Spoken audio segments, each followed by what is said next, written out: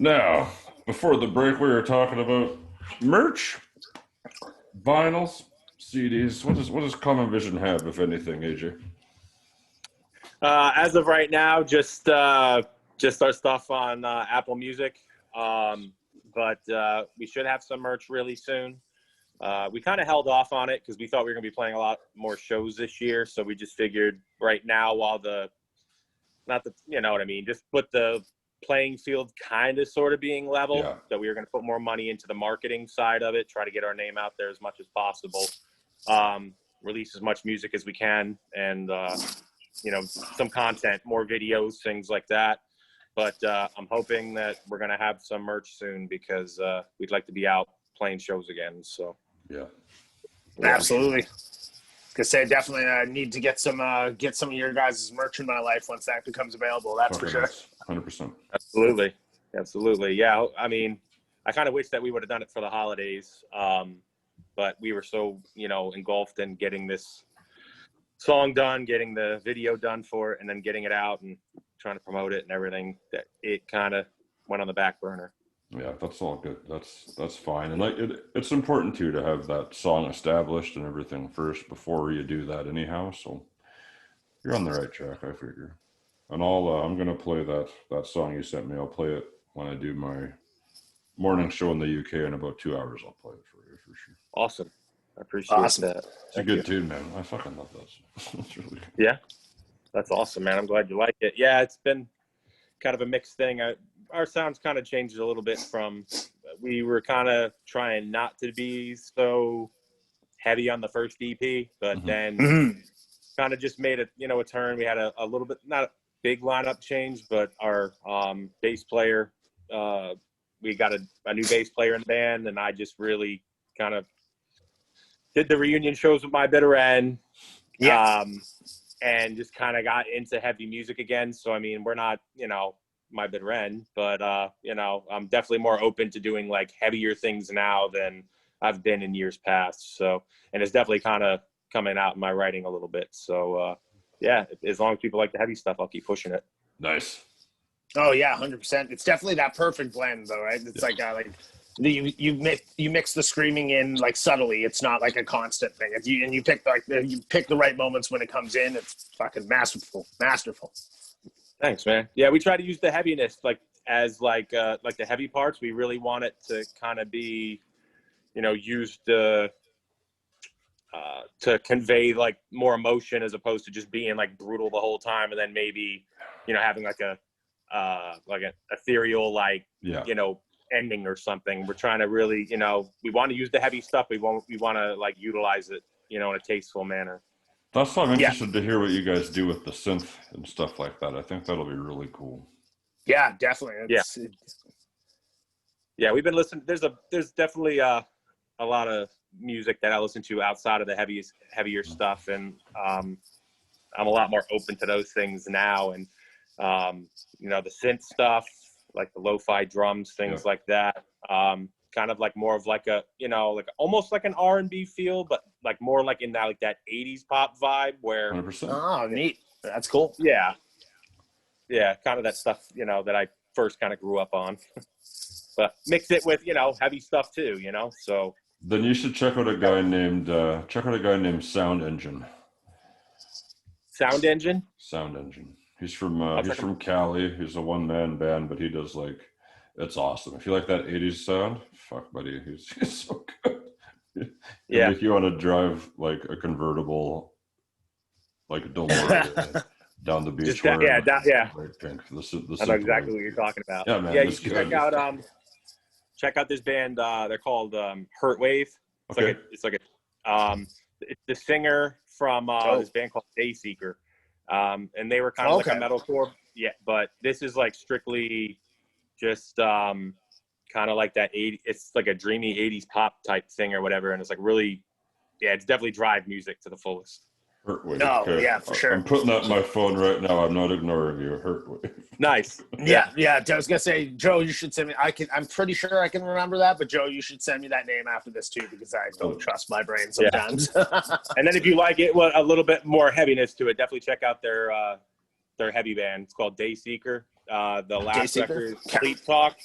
it kind of has moments like that, but it's also got like the guy plays like the, you know, signature Kelly baritone, like the Deftones. It's like the signature guitar. It's got Steph's guitar. Oh yeah, they're pretty that's awesome. metal. I think you guys will like them. Check those guys out.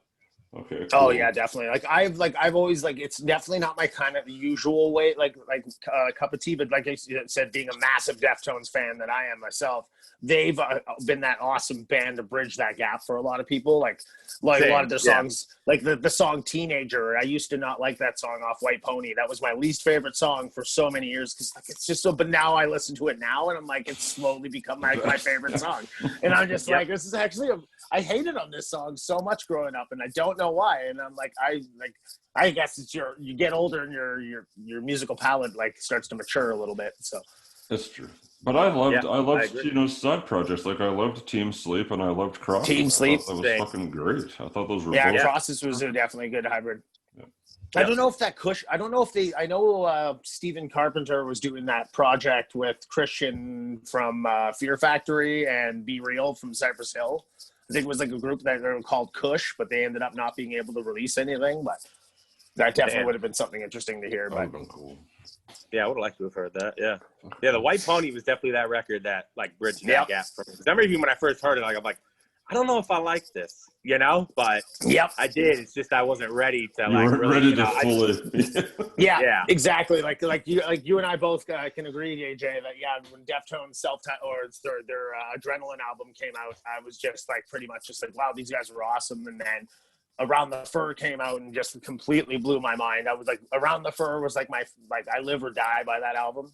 But then White Pony came out, and it was there was a lot of people that were on the fringe about it, but I was so eager for new Deftones when I was 15, 16 years old that I was just couldn't wait for it. And once it came out, I literally never stopped listening to that album. I think White Pony will be, I think for a lot of people in the metal genre will all agree, is one of those, what their big album for the fans of theirs, at least, for sure. So. For sure. Yeah, that's a timeless record. I mean, I like all their stuff, but the White Pony is kind of the one that it's the old sound meets the new sound. They still had tracks like Elite, which was that could have been something off the first two records, but then they had Digital Bath, and Digital Bath could be on one of the later records. Or on Saturday Night Wrist, yeah. Oh, for sure. Yeah, for sure. Cherry Waves, my favorite Deftones song.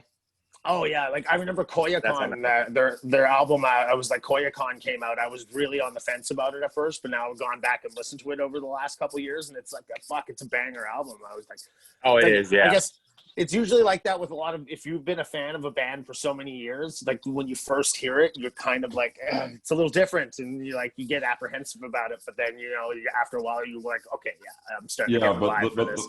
Okay, but the first time, I think probably the first time all of us heard Diamond Eyes, we were like, holy fuck. Yep. That's a Deftones record. God damn it. Yeah, that was a good fucking album. Yeah, that was a good Return album. White Pony and that one are probably my two faves, I think. Yeah. That's a good, I like those two numbers too, for sure. I think White Pony is unanimous for every Deftones fan, but even their self-titled after the self-titled release with Minerva and Deathblow. Yeah, I love that record. That's Minerva, when they really started going crazy with the detuned guitars and and that's when Stefan really started to do the 8 strings, and then the really Hexagram to this date to me is still one of those songs. It's still a little too chaotic for me, but it's the vibe of it, once you get the rhythm of it, you're okay, it's really good. But when I first heard that opening track, I was just whoa, this is fucking way out there. Yeah, it's like a song that could have been on Adrenaline, but it's just tuned so damn low. But oh yeah, for sure. Awesome. Yeah, it's Engine Number 9 will always be one of my favorite songs from the old Adrenaline era. That was a good one. Suicide Silence, before the original singer Mitch passed away, did a really awesome cover of that song. Just when you think you couldn't make a metal song even more metal, just leave it to a deathcore band to cover a Deftones song. Yeah, I remember that. Yeah, that was awesome. Yeah, they it was all detuned and everything. That's right. I remember it now. Yep. Oh yeah, it's definitely, especially with the dual guitars, because I think this was obviously before that song was written before before Chino, because I think it was White Pony is where Chino started playing guitar in the songs and actually contributing to the riffs and stuff. So, yep. Yeah, that was a great album. I think it was the summer of 2000, I believe, when that album came out, if I'm not mistaken. God, 20 years old. Wow, that's a... Yeah. Mowing lawns for $5 at a pop, and I had it in my my CD player, my headphones on. Yeah, I had it in my Discman while we were trying. I want to say that was the summer I went to Vancouver to go visit some family, and I remember having that on my Discman on me at all times, like 24/7. Between that, Linkin Park's, between White Pony and Linkin Park Hybrid Theory, both of those two albums for me were just like never. Back in the days when we had the 5-disc CD changers, it was like those two albums always stayed, and those three others, three others get rotated. Yeah. But I'm like, I can like listen to like Hybrid Theory from beginning to end, like even though it's a short album, but it's just like every single song was just so damn good. Yeah. Hybrid Theory and Meteor, those are definitely two timeless records. Yeah, like it's like I'll always like say, like, I'm being a Linkin Park fan, I can honestly say after those first two I kind of dropped off of them a little bit. And don't judge them for being any different, because whatever, like I could still listen to their new like recent material they did out up until the tragic passing of Chester, obviously, but it's like I went and listened to a bunch of their newer albums that I just never really had the time to listen to, and there's some good songs on some of their newer albums. They're not bad, but it's like you can definitely tell when they kind of bridge that severed the ties to their old sound, and now it's like they'll play their old songs for nostalgia pops and stuff, but it's like their writing process definitely changed, that's for sure. So yeah, it definitely did. But yeah, those first two records, I still listen to those all the time. They're timeless. Oh, definitely. Fuck yeah, that's awesome. I'm glad that there's still at least one other person that listens to new metal. I don't feel like such a loser now. Yeah, touche. Oh, it was such a. I still listen to Seven Dust. We grew up on, man. Everybody, when I was a kid, everybody listened to, they're like Led Zeppelin, Pink Floyd, and I'm like, I like it. I don't know if I get it, but I like it. Now, if I show somebody Linkin Park or Deftones, that's the age I was at that time, maybe they're not going to get it. Maybe they will. Yeah, I still have a very vivid memory of playing Hybrid Theory in the car when my mom was driving me to high school. And she made the quote that resonated with me now, especially up until their most recent albums that they put out, was like, wow, this would be a really good band if this guy didn't scream so much. Yeah. He has such a good singing voice. Why does he have to scream? And then who would have thought, like 10, 15 years later, it's like you'll probably be very scarce to hear a Chester scream on any of his more like recently released Linkin Park music. So it's like, wow, she kind of like got what she wanted in that front, I guess. But it's like now I'm like getting into the car and like years later, and I'll hear her listening and singing along to Linkin Park on the fucking car ride, and I'm just like, oh man, I remember there was a time where you were like, you called it. She like pretty much called it like 15 years prior to the actual sound being shifted. Yeah. Awesome. I still listen to the Home album by Seven Dust. That's a fucking banger. Oh yeah. Seven Dust. I just bought their first album on vinyl, and it's not fucking here yet because of Christmas and shipping delays and bullshit, but it should be here. Nice. That's with like Bitch and Black on it, right? Goddamn straight. Terminator, all that shit. You got it. That was it. So many. I love that fucking album. That was a good album, dude. They're always good for coming out with just always some of the best shit, and especially even like the newer stuff. I still, even if it's like as a whole, I don't like it. There's still like 4 or 5 songs that I'm like, damn, like same here. I think there's every album they've put out has consistently had like Non-Point's another one of those new metal bands that's still relevant. They're still playing, like still making music to this date. So it's just like it's nice to see those bands from that new metal era still going and like still like kind of left under the radar, but still pumping out the same consistent sound. They keeping the new metal sound without changing the core of what they are. Like Seven Dust has been a very consistent album in that front as well. They've pretty much stayed in their lane. They might have had a couple different changes, like when they did Animosity, maybe it was a little bit different than Home, but it was still a great fucking album. Yeah. Oh, for sure. But I'll admit, it was one of those ones like you're saying, how like you had to go back and kind of understand it later, because I was ready for like another Home or another self-title. I was like, come on, like let's keep that shit going. It's like, nah, but it's still so fucking good. Then they kind of lost me with what the fuck was it? A New Day or Cold some bull. I can't remember what the fuck it was the one after Animosity. It wasn't bad. It had a few good songs on it though, like you said. Yeah, I know what you're talking about. But yeah, it did. It still had a couple of really good songs on it. Like Skeleton song was on that. I remember that. Yeah. Yep.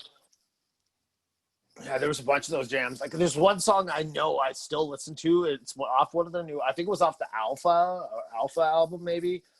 I can't remember, but fuck, I can't even. Don't even know why I brought it up because I can't even remember the song. I'm just trying to fucking remember what it was called. But yeah, it comes on my play. I have like obviously metalcore, all these different playlists that I make of the genres and stuff, just depending on what I feel like that day. And fucking yeah, that song comes up like periodically and stuff. Actually, my Spotify told me when it does that yearly wrap up and it tells you your most listened to artists and stuff. So it's like pretty funny to see like some of the old bands of mine that like one of their songs keeps popping up on my playlist sporadically. It's like your algorithm just figures you out, I guess. Like, how many times could one person listen to Freak on a Leash? Yeah. Or the Follow the Leader album. Yeah. Oh yeah. No shit.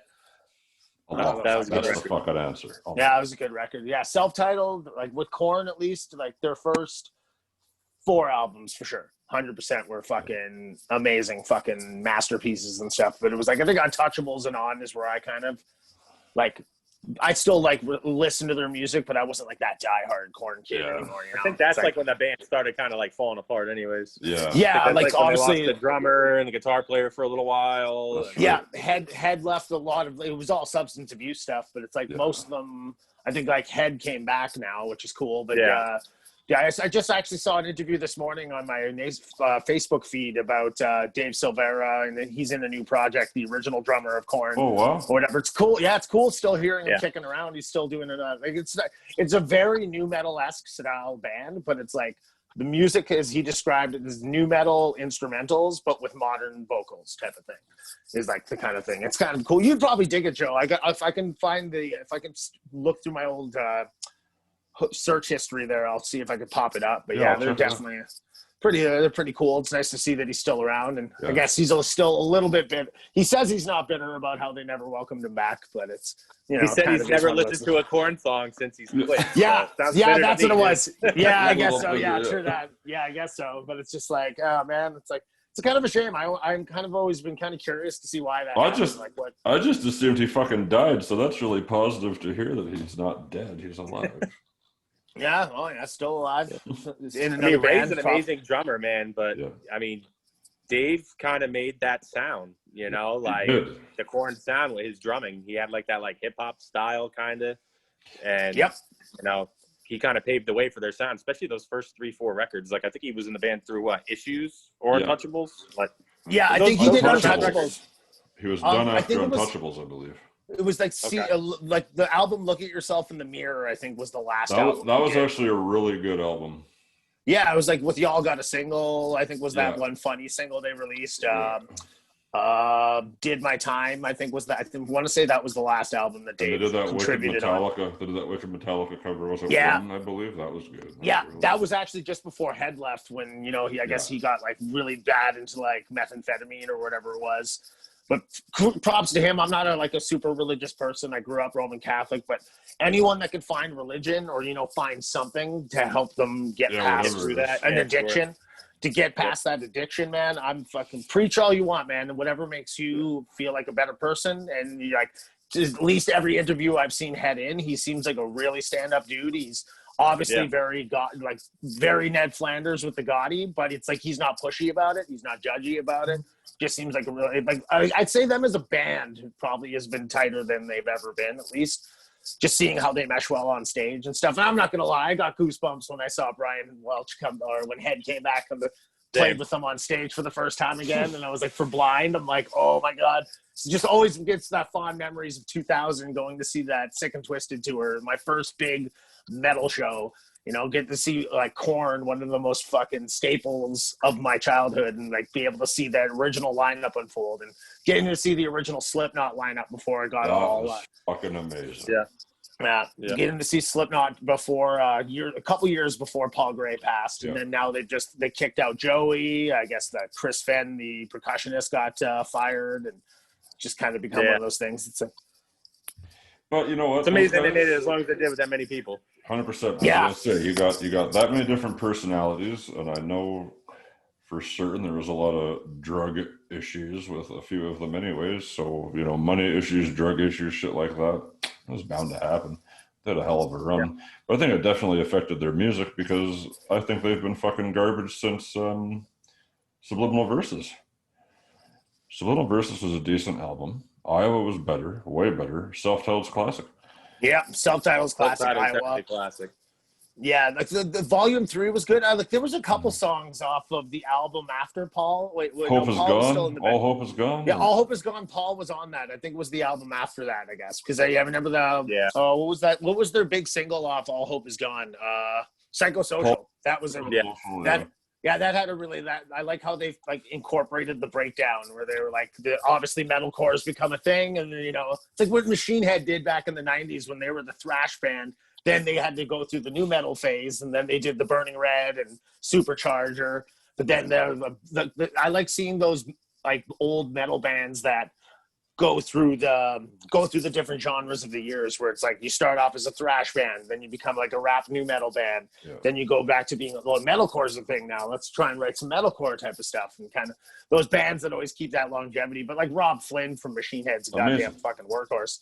Yeah. So that guy's always like he's the only original guy I think of the band now. But I mean, you could tell he was the core. He was the core of that band. So main writer for sure. Yeah, I don't give a fuck what anybody says. That the Supercharger is one of my favorite albums of all time that they ever did. I love that. Yeah. Oh yeah, that was a great album.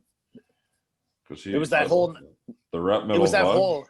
It's great. Oh yeah, and it was what sucked was why it did so bad was because of the 9/11. Yeah. Like Machine Head became one of those bands that got stuck because their single was called Crashing Around You, and it came out a week before 9/11, and then it got pulled from the radio because of insensitive lyrical content for the time, which, you know, kind of, it's like Drowning Pool, I think it happened with Bodies, like the Bodies hit the floor, they pulled that out of rotation just because it's like, it's not culturally sensitive to the traumatic incident that happened in New York, you know, so it's like, but that's just kind of one. That shit's not the band's fault, man. Like, maybe people need to hear that song, because anytime I'm like depressed and fucked up, I don't listen to like happy music. You know, I don't like put on pop music. I put on like fucking My Bitter End or Slayer or, you know, some shit like that, right? Like I don't just like, well, I need something happy to make me happy. I don't do that. If I want to feel better, I would run to Crashing Around You. Yeah, or go and throw on go throw on Stain's first album. Exactly. Yeah. Oh man, Stain was a pretty good band back in the day. Yeah. I like the first few records. Yeah. Break the Cycle was definitely like the big album for them, but it was like self-titled. Oh, I think it was their self-titled. Oh no, Dysfunction. I guess they had an EP. Oh yeah, that's right. Yeah. Yeah, Dysfunction was their first major release, but they had an album before that. Like Mud Shovel was originally on their demo album they released. A couple songs. I think it was released on a smaller scale, but then it wasn't until Dysfunction, I think, where Fred Durst. They were one of those Fred Durst bands. Those bands that Fred found. Yeah. You can fucking thank Fred Durst for fucking Puddle of Mud. Thanks, Fred. Yeah. I'm assuming AJ, have you seen with Wes from Puddle of Mud where they do that About a Girl cover from Nirvana? Yeah. Yes. It's amazing. I guess like for them, it's the best cover in the world. Did you see? Because they did it on Sirius. It was like the Sirius whatever radio show that they do, and they off their YouTube channel. After 24 hours of it, and the amount of dislikes it got, and like they pulled it. Heat it was getting, they pulled it. They were like, it's off there. So they had all their songs, but it's still on YouTube. You can still find it because people obviously bootlegged it and then lived for it. That's. I remember like when he first got into it and like into the first part, I remember like that shouldn't be the way it sounds. And then I'm like, you could see the other guys playing and they're just like, the bass player is like, wow. He's just like, what the fuck?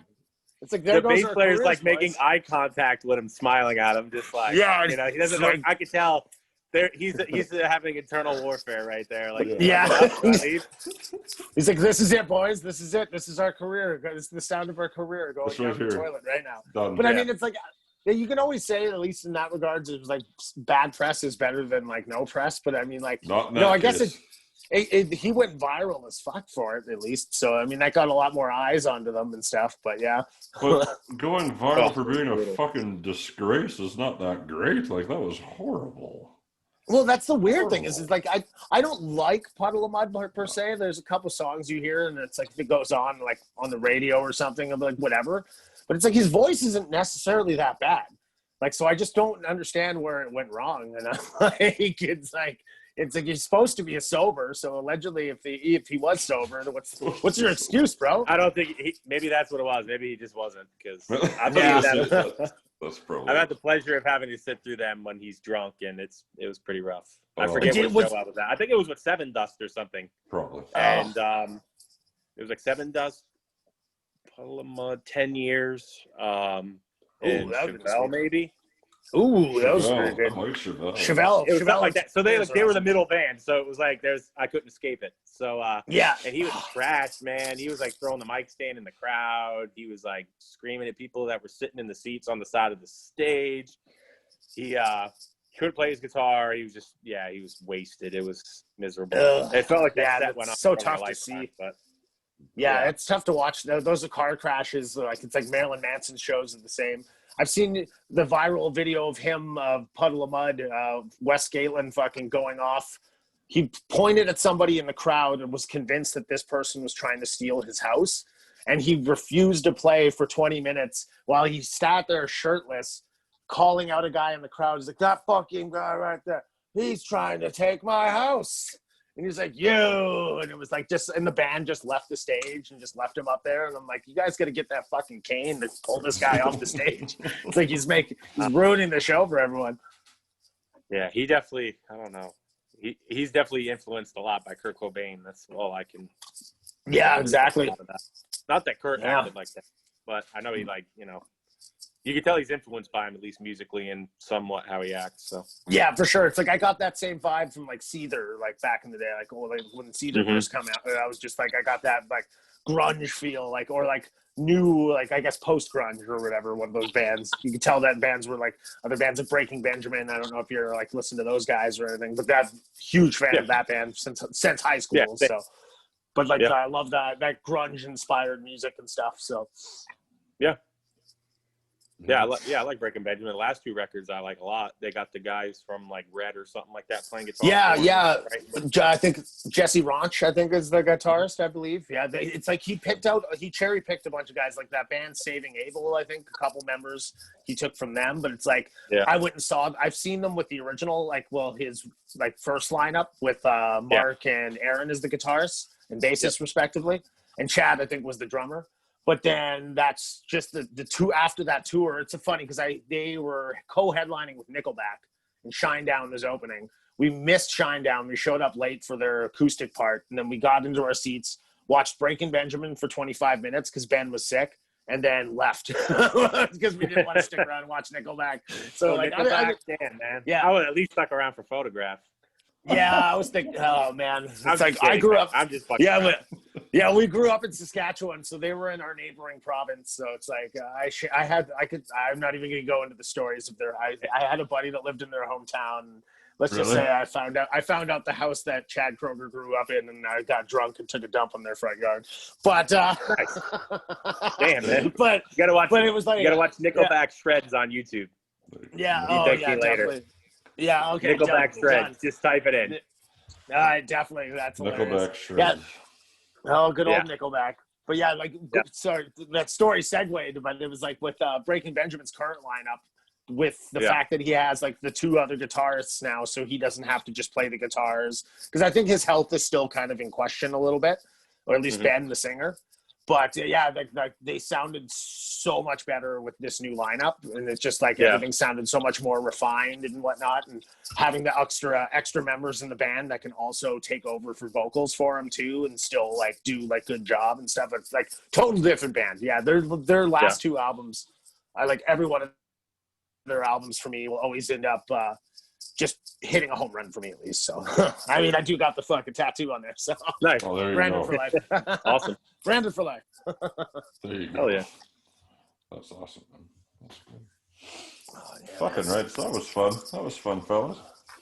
Yeah, man. 100% is I was just gonna say we'd definitely love to have you on the show again here soon, AJ. Whenever you guys got any time it out with your next single, that'd be fucking super metal for me. So definitely, I could try to get more of the guys on too, probably. Yeah, that'd be great. I could at least like get Tim on, our vocalist. I think I got him on Facebook too, so we'll definitely extend the olive branch for sure. We can touch base and get something going for sure. That'd be awesome. Yeah, whoever. Yeah, I know he'd be down to do it for sure. Nice. Yeah, and we'd love to be on. Hopefully in another, I don't know, probably like 3 months or something like that. I think we'll probably have another single out. Maybe sooner. It just depends. But I mean, we have plenty of stuff lined up. So I mean, as it's rolling out, we'll be in touch. Yeah, definitely, man. I watch your guys' Facebook page all the time, so we'll definitely coordinate something once I hear you guys got something rolling out, or just shoot us a message either way too. Yeah, works just as good. So yeah, I mean, you're the meme lord, so. I get told that a lot, man. I can't not see you on there. Every time I'm like, oh, what did he post now? What did he post now? And I like screenshot it and send it to my people. It's Yeah. Oh, that's awesome, man. Thanks for the shout out there, dude. I'm like, literally, it's like my fucking thing is I barely use my Facebook to communicate. It's just meme spamming. I'm that fucking shit poster. I'm the shit poster. Right. That's how I communicate. Yeah, thanks, brother. I appreciate it. You're a fucking ray of sunshine in a cold, dead world that is Facebook, buddy. Yeah. Some days you get those droughts. Kevin. Though. Oh, there you go. Yeah. Some days you get those droughts and you don't get those fire memes, but then once you get a couple, it's just firing them off. It's like boom, boom, boom, boom, boom. Yeah. See, my girlfriend can attest to this, confirm it. It's definitely like fucking, and then like plus she makes fun of me because I always have to show her first. It's like, listen, babe, I'm working hard here. Yeah. It's a big day for Master me. meme lord, for sure. Yeah, awesome. Thank you, AJ. I appreciate that. Yeah, man. So of course, take this time here if you want to give some shout outs and also like to plug your sites, plug your Instagram and all that stuff. Well, feel free to plug away, my friend. Okay. Our Common Vision Instagram page is Common Vision Music. We have Facebook.com/Common Vision Band. Check us out on Spotify, Apple Music. We got 6 or 7 videos now on YouTube. And then for My Bitter End, I mean, the vinyl's sold out. We might have some more coming in the not so far future, just because the demand was wild. And then we also just today set up like an online store. There's a bunch of stuff that I guess once that's fulfilled, that'll be kind of the last merch run for My Bitter End, at least in the indefinite future, unless like we end up doing something else somewhere down the line, which I don't want to say we will, don't want to say we won't, but hopefully. So that's pretty much it. Awesome, dude. Awesome. Well, like I said, we were saying before, we're fucking happy to have you on the show. We appreciate your time and everything for sure, man. Yeah, man. Yeah, I appreciate you guys having me on here. We'll do dude, this is what we do. We like to get all the, especially independent artists, is usually like we pick up. We'll get some big ones every now and then, but we try to keep mostly independent artists, promote as much independent music as we can. So awesome. Yeah, I hope I wasn't too big of a. I get up at like 4 a.m. for work, so like as soon as I see 10, I'm like, I need to like take a couple shots of espresso or something. So like, I'm not looking like I feel you ripped out of my mind. I know what you mean, man. I know what you mean. I usually work early mornings on the weekends here too, so or when the weekends come by. So the old kitchen opens. Yeah. Yeah, man. Right. We'll stay in touch. I appreciate it, dude. It was seriously great to shoot the shit with you. Really it was fucking awesome. 100%. Awesome, AJ. Get some sleep. Man, get some sleep, my man. Until next time. All right, man. Cheers, my friend. Take care. You too, buddy. Yep, you too, brother. All right, have a great night. You too, man. You too, man.